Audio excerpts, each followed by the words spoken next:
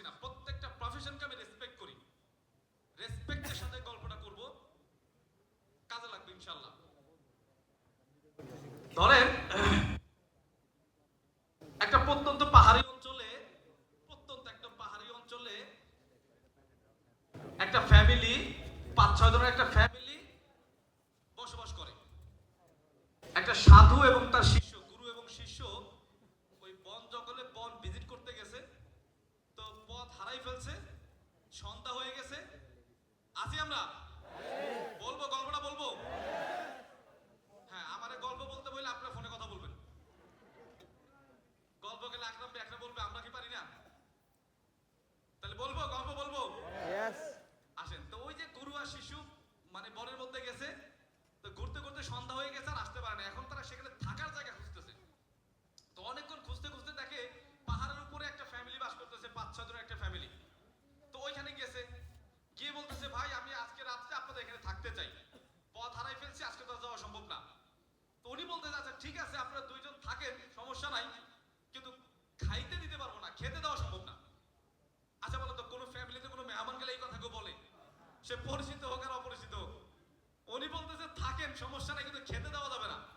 তো গুরু আর শিষ্য অবাক হইছে যে হঠাৎ করে মুখের উপরে এই কথা বলে দিল। আচ্ছা ঠিক আছে, খাবার দরকার নাই, রাতে থাকা তো দরকার, ঠিক আছে খাওয়া লাগবে না, আমাদেরকে দেন, আমরা থাকি। তো ওই গুরু আর শিষ্য দেখলো যে রাতে ওনারা যে খাবারটা খাচ্ছে 5-6 জন মিলে, মূলত এক ধরনের খাবার 5-6 জন মিলে খায়, তাদেরই হয় না, তা আমাদের দিবে কোত্থেকে? আমার কথা কি বুঝছেন? এখন গুরু একটু বোঝার চেষ্টা করলো যে ওনাদের ইনকাম সোর্স কি। তো গুরু খোঁজ নিয়ে দেখলো ওনাদের একটা গরু আছে, গাভী আছে। কি আছে? গাভী 2 কেজি দুধ দেয়, এটা বাজারে বিক্রি করে, ওইটা দিয়ে 5-6 জনের ফ্যামিলির সংসার চলে। এবং তারা বাড়তি কোনো কাজ করে না, বাড়তি কোনো কাজ করে না। এবং গুরু রাত করে তাদেরকে বোঝানোর চেষ্টা করে অন্য কিছু করার জন্য, তারা মানতেই রাজি না, তারা ওই গরু নিয়ে ব্যস্ত। তো গুরু চিন্তা করছে, শিষ্যরে কিছু বলে নাই। গুরু মনে মনে ভেবে সকালবেলা ভোরে, যখন ভোর হয়, ফজরের আগ দিয়ে যখন চলে আসবে, গাভীটাকে পাহাড় থেকে ধাক্কা দিয়ে নিচে ফেলে দিয়ে সে চলে আসছে। তো গুরু আর শিষ্য চলে আসছে। এখন বাড়ির মালিক ঘুমতে করে দেখে গুরু শিষ্যও নাই, তার গাভীও নাই। বলেন মেজাজ খারাপ হয় কি হয় না? যাও কোনো মতো খেয়ে বেঁচে থাকতো, এখন সেই সম্বলও নাই। তো মুখ দিয়ে যা আসছে ওই 2 জনের আর কোনো কিছু বাকি রাখে নাই। তারা সন্দেহ করছে ওই ওনারাই মারছে, তাছাড়া এই গাভী তো উপর থেকে পড়ার কথা না। তো এখন তো নিরুপায়, কিন্তু যখন ফেলে দিয়ে আসছে, শিষ্য বারবার গুরুরে বলতেছিল, গুরু এটা কি করলেন আপনি? আমি তো জীবনে আপনি এই ধরনের কোনো কাজ করতে দেখি নাই, আপনি একটা এই কাজ করলেন, তুমি বুঝবা না। তো যাই হোক, নিরুপায় হয়ে তারা কি করলো, 1-2 দিন না খেয়ে কষ্ট করে 3 দিনের মাথায় গিয়ে সেই বৃদ্ধ কি করলো, কোনো মতে একটা কোঠার ব্যবস্থা করে বনে গিয়ে কাঠ কাটা শুরু করলো। সে আর তার ছেলে কি করা শুরু করলো? কাঠ কাটা শুরু করলো। এই কাঠ বাপ আর ছেলে বাজারে বিক্রি করে, ওইটা দিয়ে সংসার চলে। এইভাবে করতে করতে করতে করতে একটা পর্যায়ে গিয়ে সে কাঠের বড় ব্যবসায়ী হয়ে যায়, মহাজন হয়ে যায়। এখন পাহাড়ের মধ্যে সে অট্টালিকা করে ফেলছে। বছর 5 পরে ওই গুরু আর শিষ্য, গুরু শিষ্যরে বলতেছে চলো যাই, ওই বনে আবার যাবো।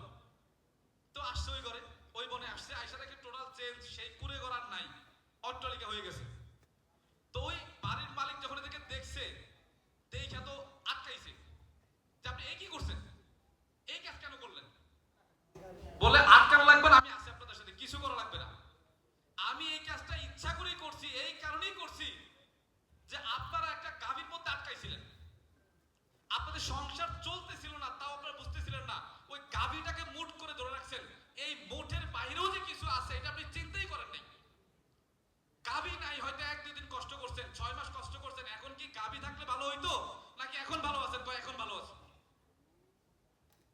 আমার কথা বুঝতে পারছেন? আপনারা যে যে প্রফেশনে আছেন, গাভীর মতো মুঠ করে ধরে রাখছেন, ওই যে মাস শেষে 2 কেজি দুধ, এইটা দিয়ে চলতে হবে। না পারেন ওয়াইফের চাহিদা পূরণ করতে, না পারেন বাবা মার চাহিদা পূরণ করতে, না পারেন সন্তানের চাহিদা পূরণ করতে, না পারেন ভালো একটা স্কুলে বাচ্চাকে পড়াইতে।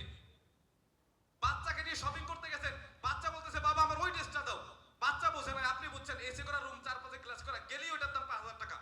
আপনি বলছেন বাবা ওইটা ভালো না, ওইটা ভালো না, চলো এদিকে যাই। নিচে গিয়ে ভ্যানের উপর থেকে 300 টাকা দিয়ে একটা কিনে দিয়েছেন, বাচ্চা খুশি, আপনি খুশি? প্রশ্ন করেন নিজের কাছে, আপনি খুশি না? এসি করা রুম থেকে ওই 3 পিসটা, ওই জামাটা যদি দিতে পারতেন, আপনি ওই অন্তত পৃথিবীর